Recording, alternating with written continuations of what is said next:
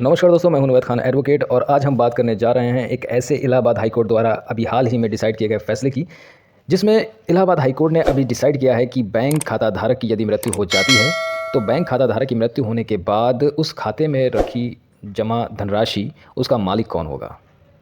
सवाल आता है कि बैंक का खाता धारक यदि मृत्यु हो जाती है उसकी, तो उसमें रखे हुए धनराशि को प्राप्त करने का अधिकार कौन होगा, किसको मिलेगा वो सारा का सारा पैसा।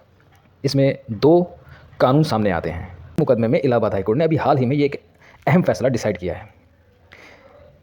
इसमें मामला कुछ इस तरह से था कि मां के देहांत होने के बाद चूंकि मां बैंक में खाता धारक थी, अब सवाल आया कि खाता धारक की तो मृत्यु हो चुकी है, तो खाता धारक के खाते में जो जमा धनराशि है उसका मालिक कौन बनेगा। इसमें दो कानून लागू होते हैं। पहले हम आपको बता दें, इसकी थोड़ी सी जानकारी दे दें। पहला कानून लगता है बैंक का कानून, यानी कि बैंकिंग अधिनियम 1949।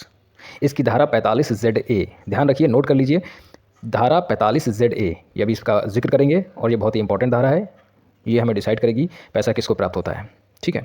दूसरा कानून है सक्सेशन एक्ट, यानी कि उत्तराधिकार कानून। दूसरा कानून मृतक की जो उत्तराधिकारी डिसाइड होती है, यानी कि वारिसों को डिसाइड किया जाता है, वो उत्तराधिकार कानून से डिसाइड किया जाता है। तो यहाँ पर दो कानून लागू होंगे, एक तो बैंकिंग अधिनियम 1949, दूसरा सक्सेशन एक्ट लागू होगा। अब हम बात कर लेते हैं कि एक्चुअली मैटर हुआ ये था कि माँ की मृत्यु हुई थी और फिर डिसाइड ये होना था कि खाते में रखा जो पैसा है वो किसको मिलेगा। क्या वो सारा का सारा पैसा बैंकिंग अधिनियम 1949 की धारा 45 ZA के अनुसार धन डिसाइड कर दिया जाएगा किसको दिया जाएगा, या सक्सेशन एक्ट के अनुसार दिया जाएगा। अब जो ये याचिकाकर्ता हैं ये चाह रहे थे कि सारा का सारा पैसा इनको मिल जाए। क्यों? क्योंकि ये उसमें बैंक में नॉमिनी के रूप में दर्ज थे। जब कभी कोई बैंक खाता खोला जाता है, आप सभी लोग जानते होंगे, तो उसमें एक नॉमिनी डिसाइड कर दिया जाता है कि मेरे ना होने पर मेरे खाते की जो देख रेख है, जो कुछ भी जिम्मेदारी है, जो अधिकार है, विशेष अधिकार हैं, वो सारे के सारे अधिकार हमारे द्वारा डिसाइड किए गए नॉमिनी व्यक्ति को मिल जाएंगे। यानी कि बैंक का काम रुकेगा नहीं, बैंक का काम सुचारू रूप से चलता रहेगा यदि खातेधारक की मृत्यु हो जाती है। तो इसलिए नॉमिनी व्यक्ति डिसाइड कर दिया जाता है, क्योंकि उसी को विशेष अधिकार प्राप्त होते हैं। ये है बैंकिंग अधिनियम 1949 की धारा 45 ZA के अनुसार। ठीक है। अब बात आती है कि जब चूंकि इनकी माँ का देहांत हो गया था, अब माँ यानी कि खाता धारक जो बैंक की थी, उनका देहांत होने की वजह से बैंक में जो नॉमिनी के रूप में याचिकाकर्ता दर्ज थे, तो याचिकाकर्ता का दावा था कि बैंकिंग अधिनियम 1949 की धारा 45 ZA के अनुसार जो उसमें रखा हुआ पैसा है उसका हक उनको प्राप्त होना चाहिए, चूँकि वारिस और भी थे।